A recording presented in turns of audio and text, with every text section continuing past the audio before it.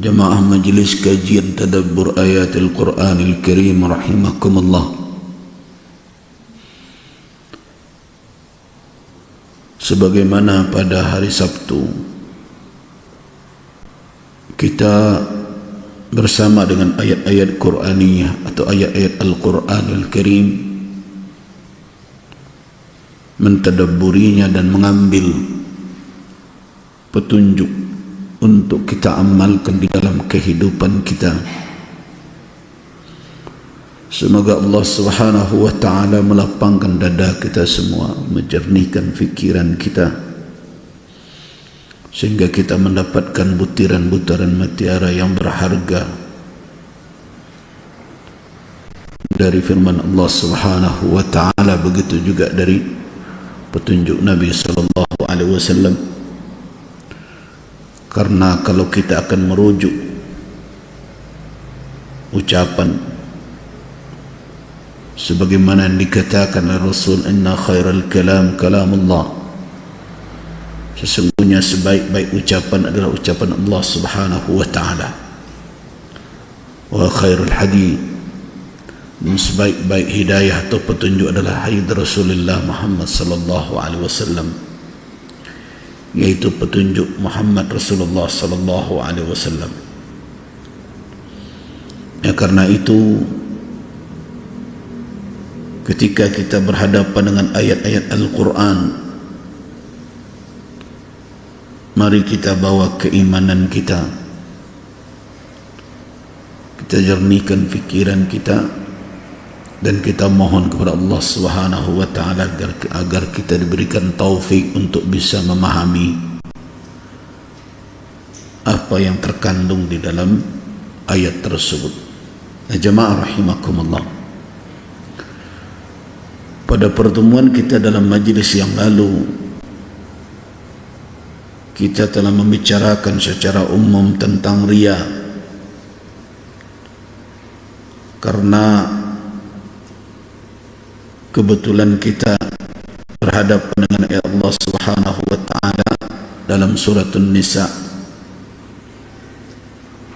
ayat yang ke-38. Walladzina yunfiquna amwalahum ria'an nas wa la yu'minuna billahi wala bil yawmil akhir wa may yakun asy-syaitanu lahu qarinan fasa'a qarina. Pada pertemuan yang lalu kita menjelaskan dua titik yang mungkin menjadi pertanyaan kita. Yang pertama terkait dengan riya. Sudah kita sampaikan hadis-hadis Nabi sallallahu alaihi wasallam yang bisa kita jadikan sebagai bayan penjelasan dari makna riya an-nas. Di antaranya adalah hadis ada 3 orang salasa yang awal pertama kali diajukan ke mahkamah Allah Subhanahu wa ta'ala kelak di hari kiamat. Ada seorang yang alim, ketika diingatkan nikmat Allah Subhanahu wa ta'ala kepadanya, dia akui, dan ketika ditanya kemana nikmat itu kamu manfaatkan atau kamu pergunakan,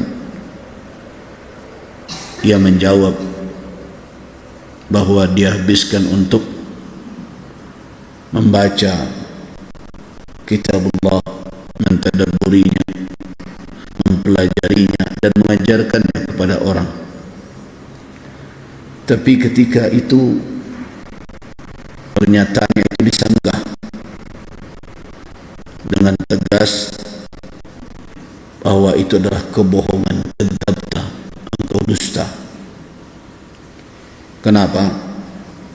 Karena engkau belajar Al-Quran, mempelajarinya, mengajarkannya bukan untuk ilmu, bukan untuk mengembangkan agama Allah, tetapi liyuqal, supaya dikatakan orang engkau adalah alimun qari'un, engkau alim, engkau ahli Al-Quran, membaca Al-Quranul Karim. Wa qad qila, dan itu telah dikatakan orang di dunia. Karena yang diharap ketika itu adalah gelaran, panggilan, sanjungan manusia, ya sudah engkau dapat dari amal engkau. Dan Allah Subhanahu wa ta'ala tidak memberikan apa-apa kepada orang itu. Kemudian ada orang yang diingatkan oleh Allah nikmatnya dan tidak bisa disanggah nikmat Allah olehnya.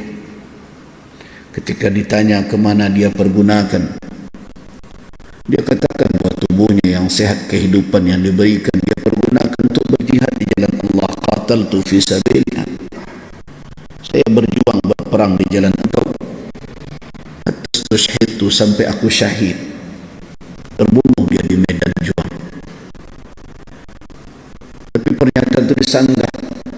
Kadzabta, engkau berdusta. Kenapa? Karena engkau berperang bukan karena di jalan Allah, tetapi agar orang lain mengatakan engkau syuja', engkau pemberani, engkau jari, engkau pahlawan, engkau orang yang tidak kena takut. Wa qad qila, dan itu telah dikatakan orang di dunia. Artinya yang engkau cita-citakan dengan perjuangan engkau telah engkau peroleh. Yang lain tidak ada. Kenapa? Karena sudah ada ketentuan Allah, ana aghna syuraka. Begitu kata Allah dalam hadis qudsi. Saya kalau dipersekutukan dengan yang lain, aghna syuraka, adalah mitra yang tidak membutuhkan kawan. Karena Allah tidak butuh sekutu. Karena itu idza asyrakani 'abdi, apabila seorang hamba mempersekutukan aku dengan yang lain, kata Allah Subhanahu wa ta'ala, maka faja'altu, aku jadikan amal itu untuk sekutu saja. Wa ana bari'un minhum, aku berlepas diri. Karena itu dia tidak dapat apa-apa dari Allah Subhanahu wa ta'ala. Kenapa? Karena Allah Subhanahu wa ta'ala berlepas diri dari amal tersebut. Begitu juga yang terakhir, orang yang diberikan oleh Allah nikmat dan diingatkan oleh Allah, dzakarahu, nikmat yang telah diberikan berupa harta, kekayaan dan sebagainya. Kemana engkau pergunakan itu? Jawabannya, anfaqtuhu fi sabilik, aku nafkahkan di jalan engkau. Tetapi apa yang terjadi di saat itu? Pernyataannya disanggah. Engkau tidak menafkahkannya untuk mencari ridha Allah Subhanahu wa ta'ala. Kenapa? Karena engkau mengeluarkan harta engkau liyuqal, supaya dikatakan orang engkau sakhi, engkau karim, engkau pemurah, engkau orang terpandang. Yang kau kejar itu dengan infak, sedekah, harta yang kau keluarkan. Wa qad qila, dan itu telah dikatakan orang di dunia. Di akhirat tidak ada apa-apa. Nah, karena itulah makanya ulama berdasarkan kepada dalil-dalil syariat itu memberikan rumusan. Rumusan itu untuk kita ingat. Apa itu? Riya itu mengakibatkan ihbatul amal, menghancurkan amal. Jadi kalau ada orang yang beramal dengan riya, kemudian dia mengira kelak akan dia dapatkan imbalan dari Allah Subhanahu wa ta'ala, itu adalah orang yang maghrur, orang yang terpedaya namanya, tertipu oleh dirinya sendiri. Dia kira dia menabung juga, tapi pada saat tabungan itu dibuka, tidak ada apa-apa yang dia peroleh. Nah, itulah orang yang merugi di akhirat, kerugian yang tidak bisa lagi diganti dan ditebus. Nah, karena itu supaya jangan kecewa di hari itu, maka semenjak sekarang perbaikilah niat. Itulah yang diingatkan oleh Nabi SAW dalam hadis yang dikatakan oleh Imam Ahmad ibn Hanbal rahimahullah, salah satu dari usuluddin. Jadi ada 3 hadis kata Imam Ahmad yang merupakan usul atau asas atau kaedah umum dari agama ini, merujuk ke 3 hadis. Mana itu? Yang pertama, innamal a'malu binniyat wa innama likulli imri'in ma nawa. Yang kedua apa? Al-halal bayyin wal haram bayyin. Nah, jadi salah satu dari mahwar, poros dari atau dasar, maaf saya matikan dulu.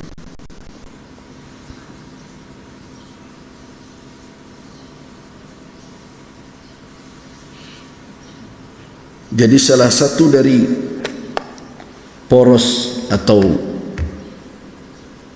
boleh dikatakan kaidah umum di dalam hadis-hadis Nabi yang menjadi rujukan dalam perkara beragama adalah innamal a'malu binniyat. Yang kedua tadi adalah al-halalu bayyin wal haramu bayyin.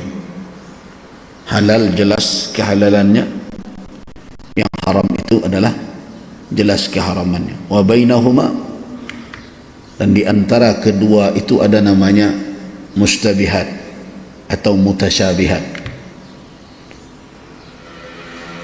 Yang ketiga hadis mana? Man ahdatsa, siapa yang mengada-adakan fi amrina hadza, dalam agama kita ini, ma laysa minhu, yang bukan bahagian darinya, kemudian dikatakan sebagai bagian dari agama, fahuwa rad, maka dia tertolak. Ini hadis tentang bid'ah. Jadi jangan anggap enteng pula perkara bid'ah itu. Walaupun kita tidak boleh membid'ahkan orang sembarangan saja, hanya perkara khilaf di dalam masalah furu'. Nah, karena itu saya ajak kita semua agar supaya jangan kecewa nanti di akhirat, maka amal segera bersihkan dari riyaan nas, dari riya mengharapkan sanjungan dan pujian dari orang yang melihat amal tersebut. Karena riya membuat hancur leburnya amal. Jemaah rahimakumullah, itu adalah satu yang kita telah bahas. Yang kedua, kita ke majelis yang lalu membahas tentang qarin. Ibu dan bapak masih ingat cerita Ummul Mukminin Aisyah radhiyallahu anha ketika pada suatu malam Rasulullah sallallahu alaihi wasallam keluar, dan Aisyah Ummul Mukminin merasa ada kecemburuan di dalam dadanya. Ini Rasulullah keluar malam ini, kemana pula? Nah, pada Nabi sebentar saja. Dalam satu riwayat Nabi pergi ke Baqi', pergi berziarah kubur. Kemudian Ummul Mukminin Aisyah dengan manjanya menunggu di pintu, tapi dengan wajah cemberut karena sedang cemburu, khawatir Nabi ke tempat istri yang lain. Nah, disitulah Rasulullah sallallahu alaihi wasallam bertanya, "Nah, aghirti, apakah engkau cemburu wahai Aisyah?" Kata Ummul Mukminin, bagaimana saya sebagai istri yang berposisi berada di samping orang semestinya seperti engkau tidak akan cemburu ya Rasulullah? Kenapa? Karena Rasulullah yang pertama, Ummul Mukminin Aisyah punya madu yang banyak. Yang kedua, siapa wanita yang tidak mau dengan Rasul sallallahu alaihi wasallam? Walaupun ada kisah Ummu Hani yang dipelesetkan orang. Ada wanita yaitu putri Abu Talib, saudara dari Ali, yang ingin dijadikan oleh Nabi sebagai istrinya. Tetapi kemudian Ummu Hani keberatan, bukan karena tidak suka dengan Rasul, karena secara jelas Ummu Hani mengatakan, ya Rasulullah, tidak mungkin ada orang menolak, tetapi dia khawatir umurnya dan beban keluarganya akan membuat dia tidak bisa menjalankan tugas sebagai seorang istri kepada Rasul sallallahu alaihi wasallam dengan baik. Itu yang dia khawatirkan. Nah, makanya Ummul Mukminin Aisyah berkata, bagaimana saya dengan suami seperti engkau tidak akan cemburu. Nah, kata Rasul, apabila ja'aki syaitanuki, apakah telah datang pula syaitan engkau kepada engkau? Kata Ummul Mukminin Aisyah, dia syaitan ya Rasulullah, apakah saya punya syaitan? Kata Rasul, iya. Wa anta, engkau bagaimana ya Rasul? Saya juga, kata Nabi. Nah, kalau kita kaitkan dengan hadis lain, tidak ada seorang pun anak cucu Adam ini yang dilahirkan, ma minkum, melainkan wukila bihi, ada yang diwakilkan menemaninya, mendampinginya, qarinan minal jinni wa qarinan minal malaikah. Ada qarin, pendamping dari golongan jin, dan ada pendamping dari golongan malaikat. Ketika ditanya, wa anta ya Rasulullah, engkau bagaimana? Kata Rasul, saya juga. Tapi bedanya dengan kita apa? Ananillah, Allah membantu saya hatta sampai qarin yang golongan jin tadi aslama, sehingga dia menjadi muslim. Nah, kita tidak tahu nih qarin-qarin kita apa nih, yang senantiasa berbisik-bisik. Nah, itulah qarin.